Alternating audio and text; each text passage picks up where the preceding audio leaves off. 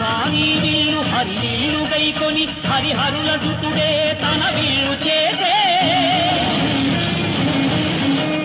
నారి కాని నారి ఆ ఆదిశేషుని మణికంఠ స్వామి తన వింటి నారిని చేసే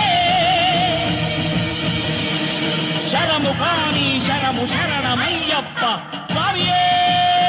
శరణమయ్యప్ప శరము కాని శరము శరణమయ్యప్ప అను శరణు ఘోషను దివ్య శరము గావించే